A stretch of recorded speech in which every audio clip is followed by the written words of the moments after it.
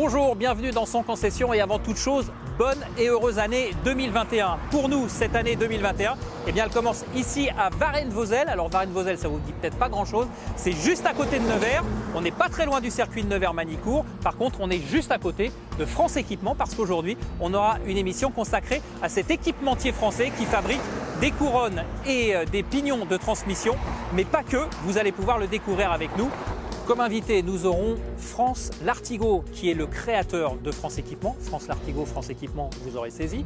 On aura également le team manager bien connu de chez Yamaha, Christophe Guyot, qui nous parlera de sport, mais aussi de son partenariat avec France Équipement, qui dure, tenez-vous bien, depuis 30 ans.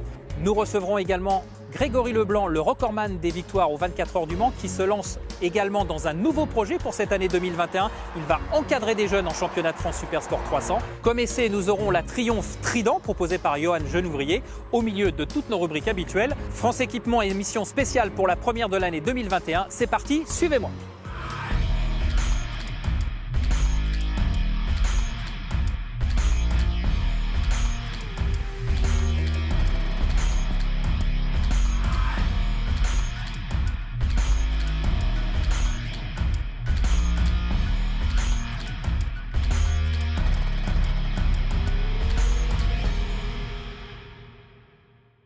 Et voilà, on est dans l'antre de France Équipement, on est dans les locaux parce que derrière ces murs, France, justement, il y a toute la production. Oui. Merci de nous accueillir. Bonne année. Oui. Cette première émission de l'année 2021, elle est chez vous, elle est chez France Équipement. Alors tout de suite, France Équipement, France, c'est votre prénom. Oui. Voilà, c'est le nom de la société. Voilà. Alors cette société, elle est née en quelle année? En 1979. 1979. Voilà. Alors, moi, j'ai une question qui semble peut-être un petit peu stupide, mais c'est normal, c'est moi. Pourquoi les kitchen? Parce que dans la moto, on peut penser à plein de choses, mais pourquoi l'idée de produire des transmissions, des kitchen? Parce qu'à l'époque, quand j'ai commencé, j'ai fait 7-8 ans de représentant. Donc, je visitais tous les clients. Je visitais 56 départements. Ah oui. Donc, je vendais de la chaîne. Et les gens me disaient, mais quand est-ce que tu vas nous fournir des pignons, des couronnes et tout ça?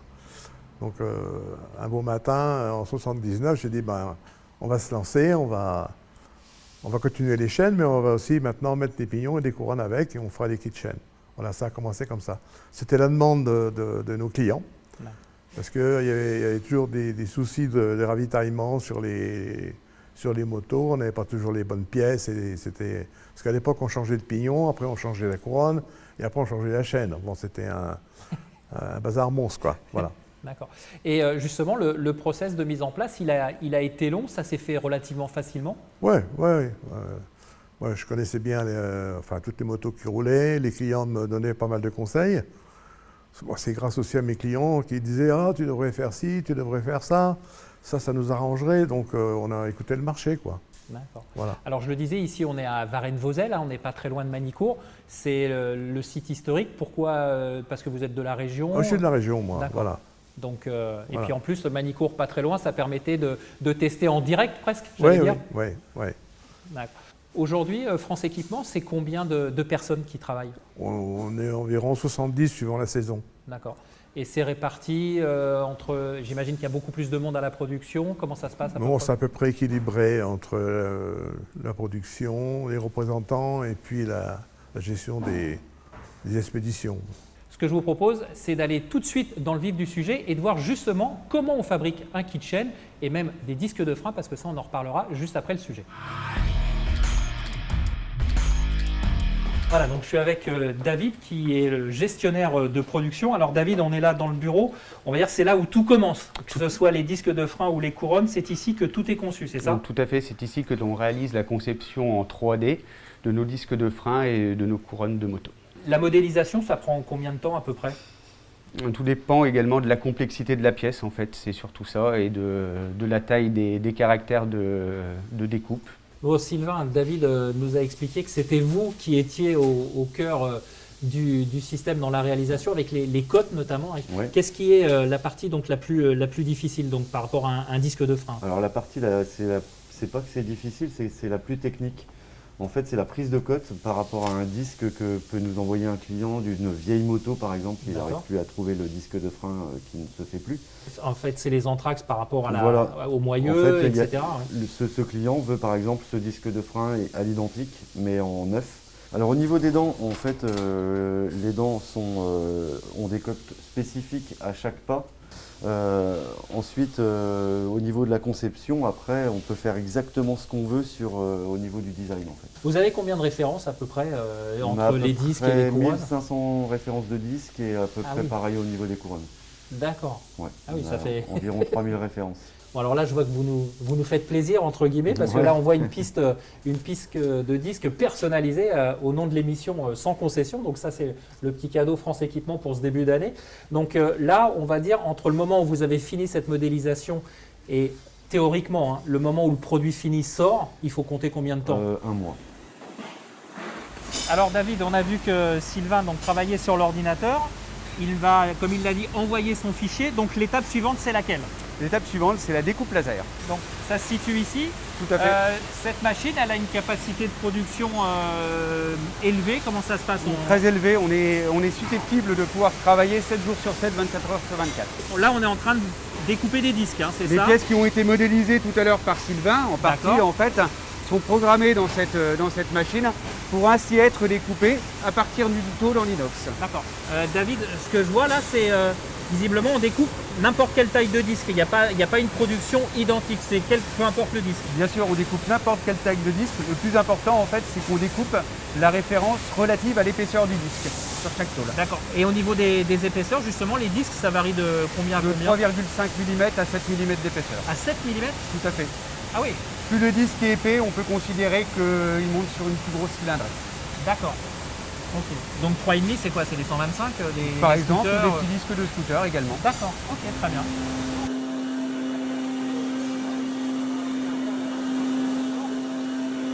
Donc là, David, on est devant la machine d'usinage, hein, c'est ça? Tout à fait, sur notre commande numérique associée à un robot.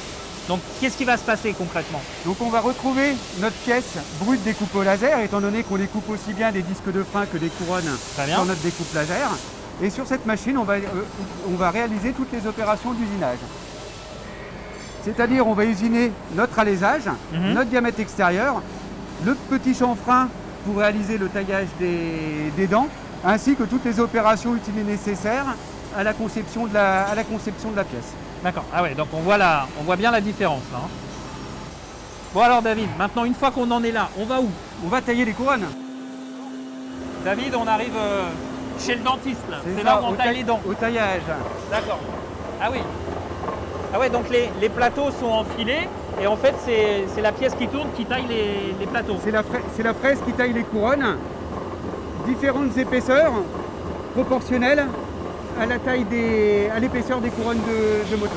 Et donc tout ça c'est rentré numériquement? Comment ça se passe? Non, ça reste des machines semi-automatiques, il n'y a pas de programmation particulière à faire dessus, c'est uniquement du réglage manuel. Bon bah on va la laisser travailler. Et là c'est la dernière livraison, c'est la dernière fournée.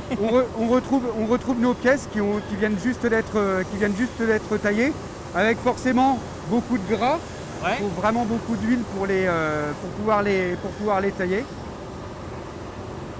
Et après, donc, ça va aller sur une autre étape à la peinture. À la peinture. Ah, on met de la peinture? Oui, tout à fait. Ah, d'accord.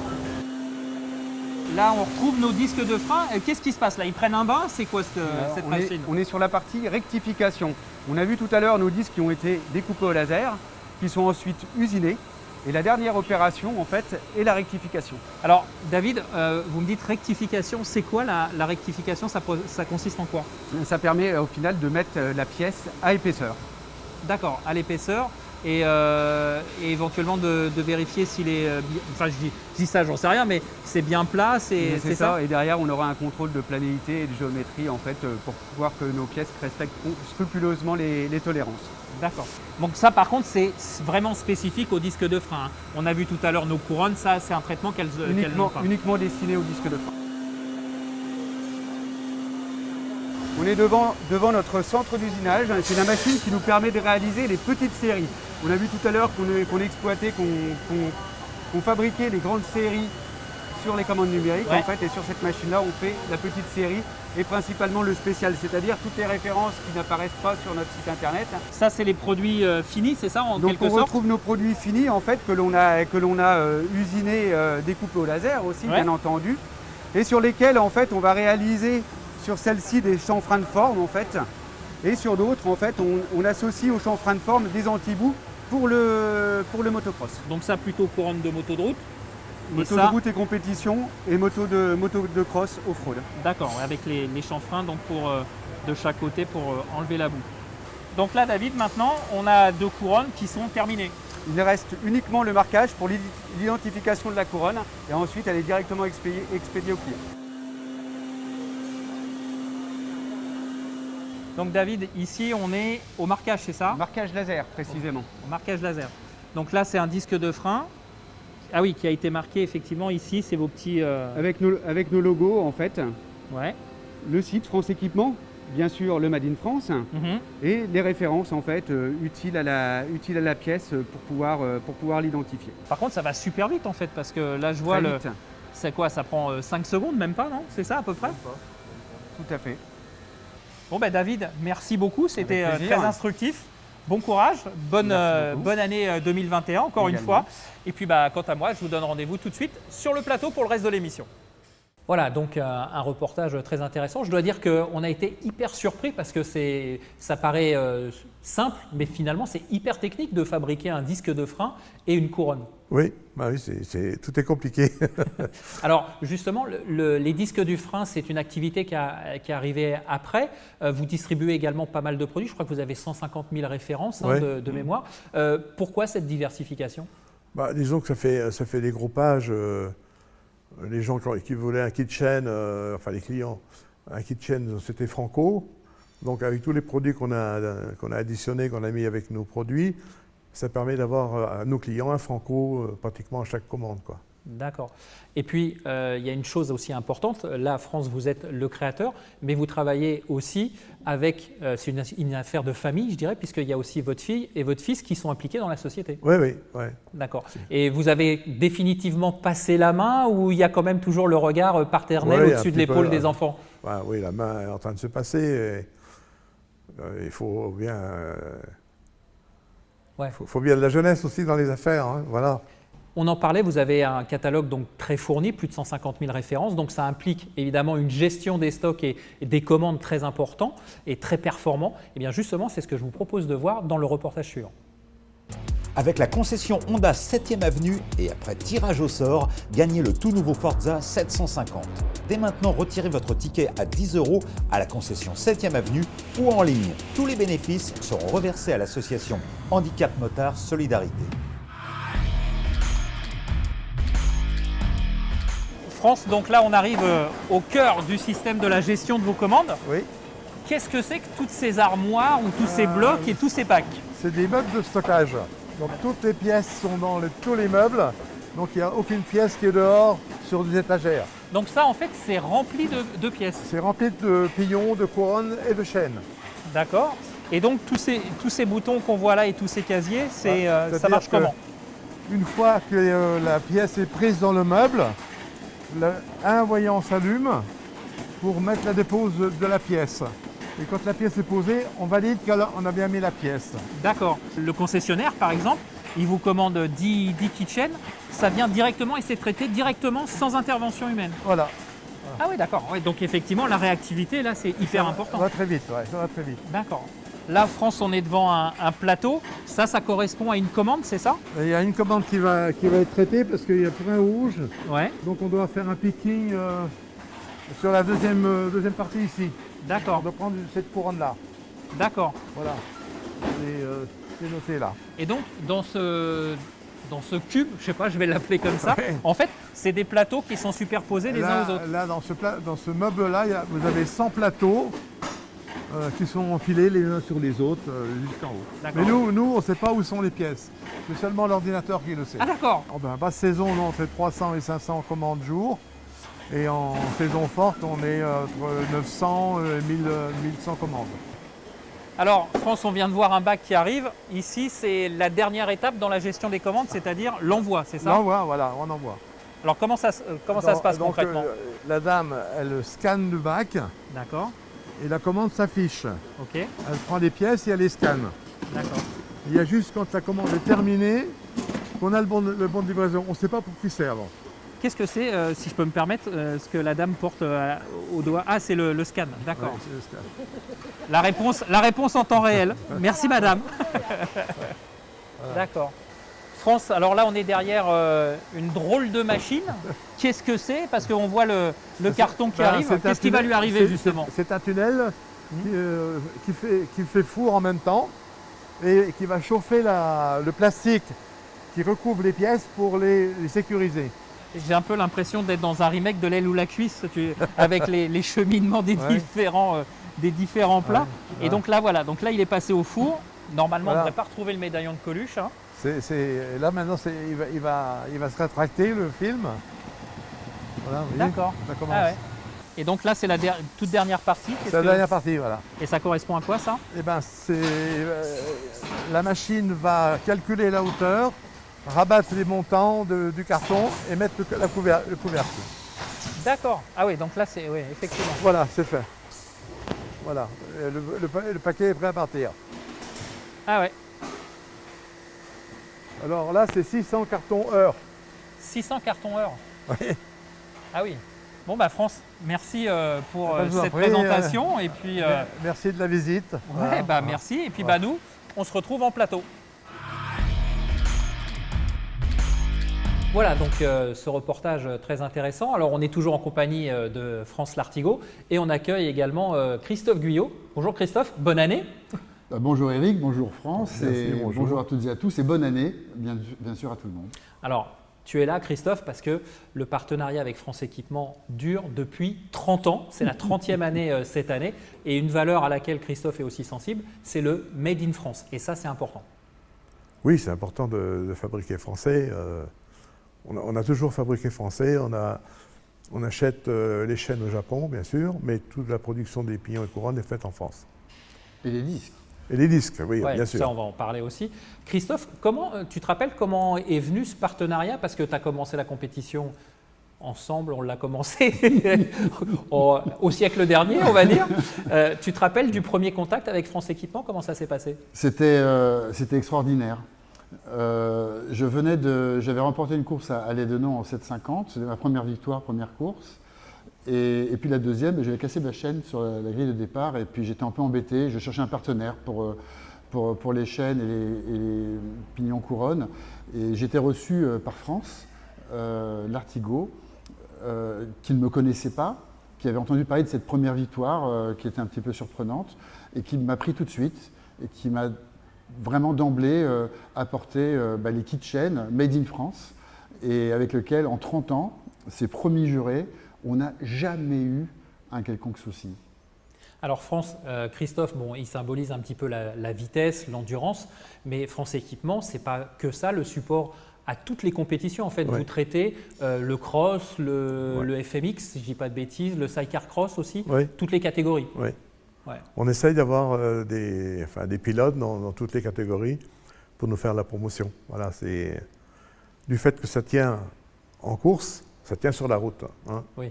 Et les clients qui achètent du produit chez nous, c'est le même produit que sur la course qu'ils achètent. Alors il n'y a pas de différence. Justement, ça me permet de rebondir sur cette question suivante. Comment ça se passe? Christophe vous fait part de ses doléances par rapport à son utilisation, qu'on va dire exclusive par rapport à la piste. Vous répondez à ces demandes. Ouais. Ça peut entraîner un produit ensuite pour le grand public. Comment vous collaborez en fait? Disons que Christophe, c'est la piste d'essai de nos produits, forcément. Donc, il nous informe si ça va pas, si ça a tenu, pas tenu, etc. Et puis, on peut faire des modifs en fonction de ce qu'ils font comme course. Comment tu le vois, toi? Comment tu le vis surtout, Christophe? Alors, je dirais déjà que France est comme extrêmement humble, extrêmement modeste, parce que c'est pas tout à fait comme ça. En fait, oui, en fait, il y a des produits qui évoluent, mais en fait, France ne les impose jamais. En fait, sa priorité, c'est toujours le motard. Il veut d'abord servir les motards. Donc, on roule avec des produits, donc utilisés par les motards. Et quand un nouveau produit arrive, il va me demander de le tester. Mais quand on teste ce produit, ils pensent d'abord aux motards. Je vais donner une anecdote toute simple. Quand France Lartigot, quand France Équipement a sorti pour la première fois un disque de frein, France me téléphone, me dit « Bon, Christophe, on va se lancer dans le disque de route. Donc, on voudrait que tu l'essayes au circuit Carole. » Donc, il me l'envoie, je le teste, et là, c'était étonnant. Ça marchait, ça fonctionnait aussi bien que les disques qu'on avait avant. J'appelle France, je lui dis « Écoute, là, le disque, il est top. » Non, mais il me dit « Je te demande pas ça. » Il n'imaginait pas que ce disque puisse aller en compétition tout de suite. Ouais, il te demandait juste une validation. Une validation pour la route, parce que les besoins sont quand même un petit peu moins exigeants que sur la piste. Il ne pensait pas que ce premier disque pourrait immédiatement fonctionner pour la course. Alors, il a fallu quand même que je me dis, bah, attends, mais si, je ne te demande pas ça. En fait, il veut gagner. Il est comme nous, il veut vraiment gagner. Il ne veut pas m'emmener sur un terrain qui pourrait nous affaiblir. C'est pour ça que quand, pardonne-moi France, quand France dit on vérifie si ça fonctionne ou que ça ne fonctionne pas, en course, c'est jamais arrivé que ça ne fonctionne pas. Puisqu'on n'a jamais pris le risque de partir en course avec un produit inconnu. Et en juin, on a eu un nouveau disque extraordinaire. Là, pour moi, c'est le meilleur disque qui existe aujourd'hui en racing, acier, pardon, puisque vous savez qu'en MotoGP, c'est du carbone, on n'y a pas droit, mais en disque acier, on a un produit exceptionnel pour la vitesse mondiale. Et on l'a validé en juin avec le record du Tour établi par Jules Cluzel au circuit Carole. Et du coup, depuis, nous ne roulons plus qu'avec ça. Moi, je ne sais pas si elle roule avec des disques France Équipement et avec une transmission France Équipement, mais ce que je peux vous proposer, c'est l'essai de la semaine. Et c'est Johan Genouvrier qui nous le propose. Et cette semaine, on essaye la Triumph Trident.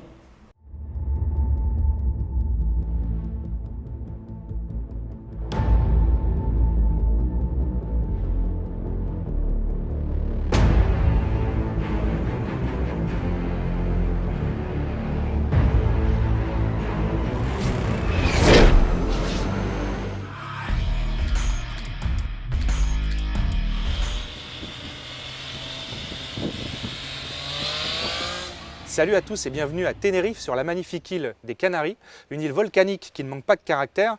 L'idéal pour tester cette Triumph Trident 660, la petite nouveauté bouillonnante de la firme anglaise.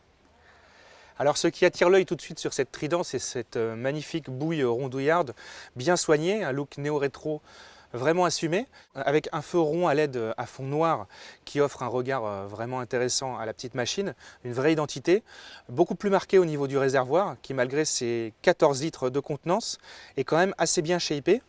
On a des grips au niveau des genoux qui sont très intéressants et ce qui est vraiment sympa c'est que même pour les grands gabarits comme moi, on n'a pas du tout les genoux qui sont au-dessus du réservoir comme d'habitude, on vient bien mettre les genoux dans l'échancrure, c'est vraiment agréable. D'ailleurs la position de pilotage est vraiment très agréable. En ce qui concerne le look, donc je continue, on a ce magnifique 3 cylindres saillant que l'on pourrait croire dérivé de la Street Triple, mais il n'en est rien. On a ici une nouvelle mécanique. Alors certes, on a quand même des éléments communs, mais on a plus de 67 composants qui ont été repensés par Triumph uniquement pour ce modèle. Triumph a pensé cette moto un peu comme une sorte d'entrée de gamme plutôt bien finie, avec un look vraiment réussi. On a une qualité de finition qui est quand même assez remarquable, les commodos sont bien intégrés, c'est assez facile à utiliser. On a les commandes très bien en main, on a un démarrage à clé classique, on a accès via ces commodos à l'essentiel des informations sur le bloc compteur qui est plutôt réussi, très lisible, aussi bien de jour comme de nuit. On peut d'ailleurs régler l'intensité lumineuse. Le bloc compteur nous offre une mine d'informations comme le rapport engagé, mais aussi le mode choisi, car il y a 2 modes de traction sur cette machine, le mode classique et le mode drain, qui permet d'avoir une réactivité de l'accélérateur beaucoup plus soft, qui permet d'avoir un minimum de grip sur un revêtement beaucoup plus glissant, comme c'était le cas aujourd'hui quand on est monté en altitude. Alors certes, le moteur est un tout petit peu moins vif que sur la Street Triple. On a là un moteur un peu plus docile, un peu plus malléable, un peu plus rond, qui ne manque pas d'allonge. On a 81 chevaux au-delà de 10 000 tours minute. Et on a aussi un couple de 64 Nm qu'il faut tout de même aller chercher dans les tours, il faut quand même le reconnaître. Ceci étant, la moto est assez vivante. On a été surpris par la vivacité de la machine. Elle est très maniable, très facile à en prendre en main. D'ailleurs, quand on monte dessus, on voit tout de suite qu'on est très bien assis. La moto a une ergonomie vraiment très pratique. Avec un passager, il n'y a aucun problème, même pour les grands gabarits comme moi. Sur les enchaînements de virages, sur les freinages appuyés, sur les accélérations, on est toujours un peu en confiance. On a quand même une moto qui est très facile à prendre en main. On a aussi un comportement dynamique qui est assez joueur. On a une suspension assurée par Showa, entièrement réglable à l'arrière, qui a tendance à légèrement pomper quand on met la moto vraiment en contrainte, mais ce n'est pas du tout le but sur ce genre de machine. On a une fourche inversée qui encaisse plutôt bien la charge, d'autant que le freinage, lui, ne fait pas dans la demi-mesure. On a un mordant très impressionnant. Ça manquerait un tout petit peu d'allonge, mais ça permet de jouer aussi sur la vivacité et la sportivité de la machine. On a pas mal de choses intéressantes, notamment en option un shifter up and down qu'on aurait aimé d'origine sur cette machine. Et il faut bien comprendre que pour avoir un coût aussi restreint, Triumph a dû faire des choix. Et pour ne rien gâcher, Triumph a pris l'option prix réduit, ce qui risque d'en faire un vrai best-seller, puisqu'on est quand même en dessous de 8 000 € pour un modèle classique comme celui-ci. Et cela risque d'en faire un vrai best-seller, que ce soit pour les primo-accédants, comme pour ceux qui cherchent une moto agréable et jolie au quotidien. Merci donc à Johan pour cet essai nouveauté. Alors France et Christophe, on le disait, ce partenariat, c'est 30 ans de collaboration. Et puis c'est surtout pour France, Christophe, ça tu vas nous le confirmer, un vrai passionné parce que tous les ans, en endurance notamment, il te suivait et pas n'importe où en plus. Bah, écoute, bien sûr qu'il m'a suivi tout le temps en endurance, tout le temps, mais partout, au Japon. Je crois que c'est au moins 6, 7, 8 fois. On a vu France venir au Japon pour nous suivre. Il est allé aux 24 heures de Schersleben, aux 8 heures. Et puis en vitesse mondiale, il est là aussi. Bon, Manicourt, c'est juste à côté. Oui, ça c'est de la triche. C'est de la triche. Enfin bon, on discutait hier et c'était pour éventuellement qu'il puisse venir en Argentine ou sur d'autres circuits. C'est d'abord un authentique passionné de course. Alors, donc une présence terrain importante, effectivement, France. Et puis en plus, on parlait des partenariats. Vous êtes également un des partenaires majeurs et essentiels, c'est du championnat de France Superbike. Oui, c'est une des relations très fortes que j'ai avec France Lartigot, plus que France Équipement, parce que c'est vraiment lui qui m'aide à ce niveau-là. Vous savez que je suis engagé sur de nombreux projets en direction des jeunes et des jeunes pilotes. Et grâce à France Équipement, on peut soutenir des pilotes français. France me donne toute sa confiance. Quand tous les ans je viens le voir, j'aimerais qu'on puisse aider tel pilote, qu'il est toujours derrière et il est vraiment partie prenante de cet engagement qu'on peut avoir vers l'aide vers les pilotes français.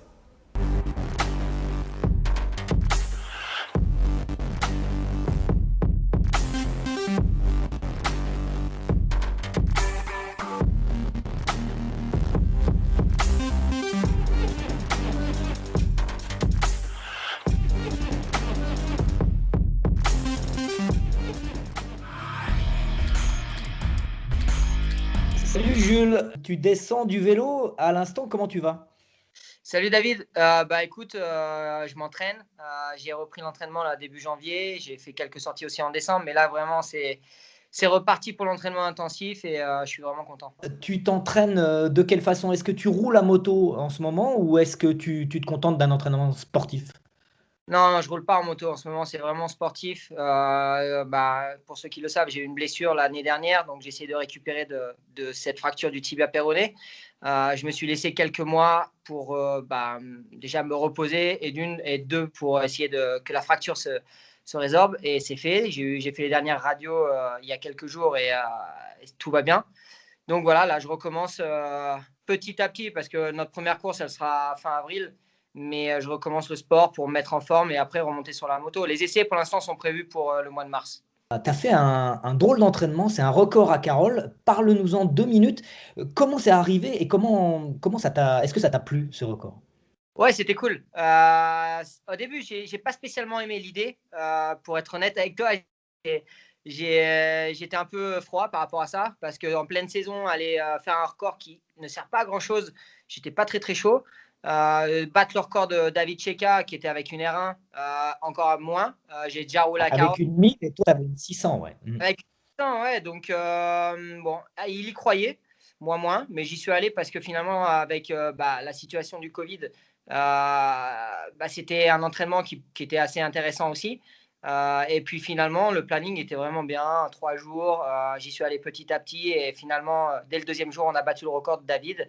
Et malheureusement pour moi, finalement, j'ai un peu trop parlé à l'arrivée du record parce que j'ai dit je sens vraiment le 58, je l'ai dans le poignet. Et finalement, on est reparti pour le dernier jour à essayer de descendre en 58, ce qui a été fait. Donc finalement, ça a été vraiment du positif. Il y avait un petit danger, mais bon, on fait un sport qui reste aussi un peu dangereux. Et puis pour réussir, il faut aussi se lancer des challenges. Et il a bien fait, c'était vraiment une belle expérience. Là, tu entames une nouvelle saison avec Christophe Guyot en Super Sport, la 3e avec le GMT. Comment évolue cette collaboration ensemble? Top. Pour moi, j'ai fait 3 années chez MB Agusta qui était excellente. Là, je vais attaquer ma 3e saison avec Christophe. Il y a encore une suite après 2021. Donc, non, c'est cool d'avoir la confiance de Christophe et de toute l'équipe. Je suis bien dans cette écurie. On a des datas, des infos qui sont importantes. On a pu faire des erreurs ensemble et l'objectif, c'est de les rectifier pour atteindre l'objectif ultime. Le titre mondial, on est d'accord. Ça fait des années que je cherche ce titre, mais bon, je ne désespère pas, je continue. Et voilà, Christophe veut me donner la possibilité de l'atteindre. Et je pense qu'il en a envie aussi énormément. Mais voilà, l'arrivée de Federico Caricasulo, il y a eu plein de questions par rapport à ça, peut-être même la tienne. Oui, c'était ton ennemi intime, on va dire, depuis qu'il t'avait percuté, là. C'était chaud entre vous. Ouais, 2017, dernier tour de Phillip Island, dans la descente de Lucky High, tu connais. Là, je suis monté à 3-4 mètres et fracture du sacrum. Maintenant, ça fait partie de la course. Il a été cool avec moi, il est venu me voir à mon chevet après et ça fait partie de la course. Il a fait une erreur. Ça m'a un petit peu coûté aussi, peut-être un peu mieux au championnat, mais bon, c'est la vie. L'avoir à mes côtés, c'est mieux que de l'avoir contre, même si ça sera mon adversaire aussi, comme tous les autres. Mais par rapport à profiter des datas, pour moi, c'était plutôt peut-être mon désavantage les dernières années. Là, je vais avoir un coéquipier qui est très rapide et je vais pouvoir profiter un petit peu de son expérience pour, avec l'équipe, aller dans la bonne direction. Les gens croient vraiment que c'est pas super pour moi, mais non, je pense qu'il faut vraiment prendre ça comme du positif et se dire que je vais me servir de lui. L'objectif, c'est de le battre comme les autres. D'accord. Merci Jules, merci pour tout. Et puis, on te souhaite une très belle saison dès le mois d'avril. Merci David, merci à tous. Ciao. Allez, on passe à la partie suivante de l'émission. On va parler sport avec un sujet qui sera évidemment très important pour l'année 2021, à savoir la place de la relève française dans le sport moto. Christophe, tu restes avec nous et on accueille Grégory Leblanc. Bonjour. Salut Eric. Bonne année. Également, meilleurs vœux. Voilà. Donc 2021, toi tu as pris des bonnes résolutions. Tu vas monter un junior team parce que tu as annoncé avant les fêtes que tu allais revenir sur le championnat de France Superbike avec ta propre structure au guidon d'une Ducati Panigale V4R. Et parallèlement à ce projet, tu vas accompagner également 2 jeunes, c'est ça? C'est exactement ça. Le but, c'était d'intégrer des jeunes. Moi, j'ai eu la chance par le passé de rouler dans la structure fédérale, donc il y a 18 ans en équipe de France. Et c'est ce qui m'a permis d'avoir la carrière que j'ai eue.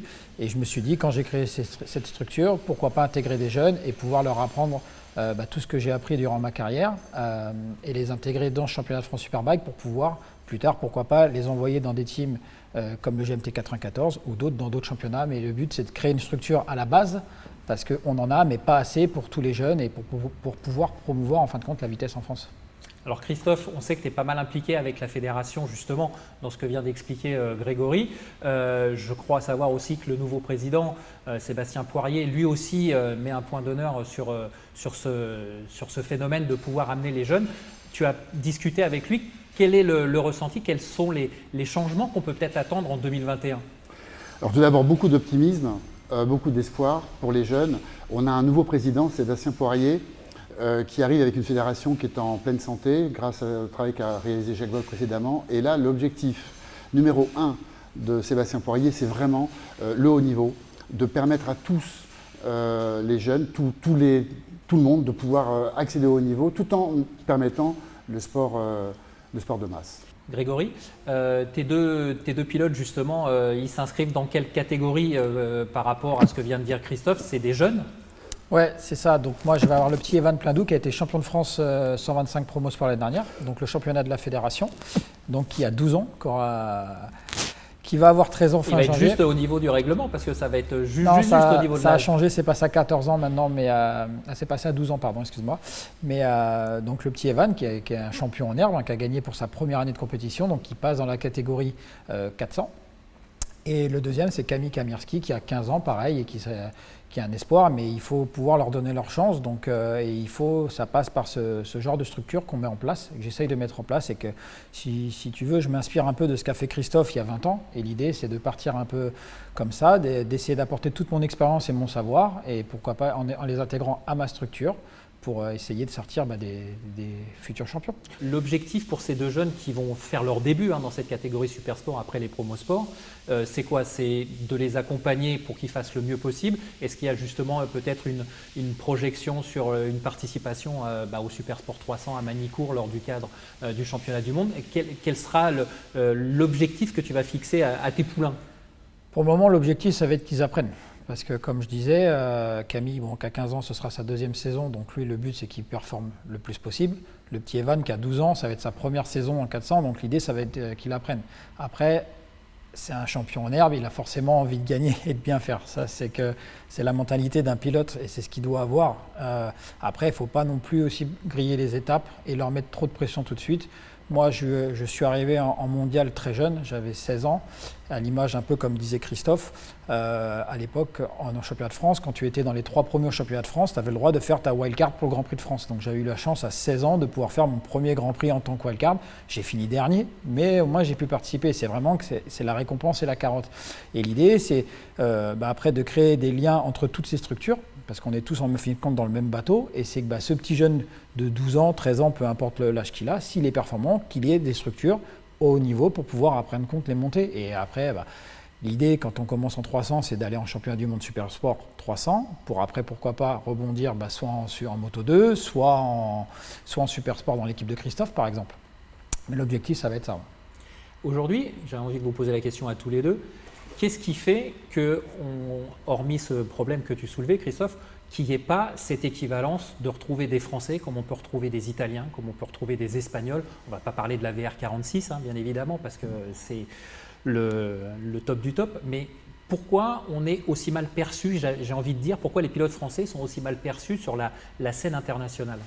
Est-ce que vous avez une réponse? Une réponse, non, parce qu'en endurance, je pense qu'en France, on est quand même beaucoup. On a beaucoup de pilotes qui ont fait carrière en France en endurance, moi le premier, et beaucoup de ces pilotes-là sont sortis de la structure fédérale, comme disait Sébastien Gimbert, Vincent Philippe, moi-même, et j'en passe et d'autres. Donc le niveau, il y est, c'est pas le problème, c'est qu'après, on manque, comme disait Christophe, de structure, de soutien financier pour pouvoir monter plus haut, mais le niveau, je ne suis pas inquiet du niveau des pilotes. Je rebondirais avec d'autres mots sur ce que vient de dire Grégory, qui est très juste. En fait, le problème français, il est plus sur un problème français. En fait, on regarde plus ce qu'on n'a pas que ce qu'on a. On n'a jamais eu de champion du monde MotoGP. Et on est focalisé là-dessus. Alors bien sûr qu'on a aujourd'hui Quartararo, mais c'est tout nouveau. Ça vient d'arriver, ça date de l'année dernière qu'on a peut-être un pilote qui peut être champion du monde demain en MotoGP. Mais pendant 50 ans, ce n'était pas le cas du tout. Donc, mais en revanche, on a comme des pilotes champions du monde Superbike, on a eu Raymond Roche, Sylvain Guintoli, on a des pilotes champions du monde Super Sport, on a eu Fabien Forest, Stéphane Chambon, Sébastien Charpentier. Enfin, il y a un gros potentiel, des champions du monde endurance, mais de très très haut niveau. 5 fois vainqueur des 24 heures du monde pour Grégory Leblanc, mais Vincent Philippe, enfin, David, pardon, c'est pas un français, mais. On a bien compris. Le plus espagnol des Français, David. Le plus espagnol des Français. Mais en fait, on fait rêver à l'étranger. On fait rêver à l'étranger. Notre équipe, elle était connue. On est arrivé au Mondial Super Sport. Je n'imaginais pas qu'on avait une telle audience finalement à l'étranger, parce que depuis la France, on ne l'a pas. En Italie, aux États-Unis, en Australie, en Angleterre, quand vous êtes champion national, vous êtes un héros. Et en France, les pilotes ont le même niveau. On est d'accord avec Grégory Leblanc là-dessus. Ce n'est pas une question de niveau, c'est une question de mise en valeur. On attend le truc qu'on n'a pas et on ne regarde pas ce qu'on a. D'accord. Bon merci pour ces propos sensés. Vous allez rester avec nous parce qu'on va passer à la rubrique suivante. On va passer au top et au flop et vous verrez pourquoi Christophe et Grégory restent avec nous. On passe maintenant au top et au flop. Alors, comme on est au tout début de l'année 2021, en fait, on va se projeter sur cette année 2021 en parlant des tops.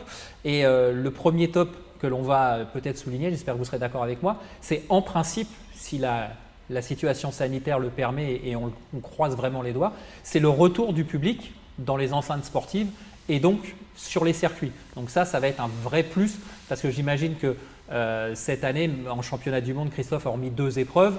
Greg aussi en endurance, c'est pareil. Faire des courses à huis clos, ça doit être quand même quelque chose d'assez particulier. Oui, c'était très particulier, évidemment, surtout pour le GMT 94 qui a toujours eu l'habitude d'accueillir beaucoup de monde, d'ouvrir la course au public. C'était difficile. En même temps, on a réalisé la chance extraordinaire d'être dans un sport qui est comme financé par les droits télévision. Et qu'à ce niveau-là, il n'y a pas eu de souci, puisque les gens étant confinés, ils regardaient le poste de télévision. Donc on a eu des spectateurs à ce niveau-là, et les courses ont existé. On doit mesurer la chance que nous avons dans le sport moto international d'avoir pu courir, alors que toute l'activité événementielle, par ailleurs, que ce soit dans le spectacle, la musique, a fermé. Donc mesurons cette chance. Alors justement, je rebondis sur ce que tu dis. Vous avez regardé la saison de Grand Prix, vous, cette année ou pas ? Ouais. Oui. Parce que on a eu les chiffres en fin d'année, toute fin d'année dernière, plus 71% d'audience pour le MotoGP sur Canal+. Ça aussi, alors évidemment, le contexte de la situation fait que les chiffres ne pouvaient qu'augmenter, ça c'est les mauvaises langues qui le diront, mais c'est quand même révélateur de l'engouement qui peut-être naît autour, ce que tu disais tout à l'heure, de ce qu'on a et pas de ce qu'on n'a pas, autour de Fabio, autour de Johann Zarco notamment.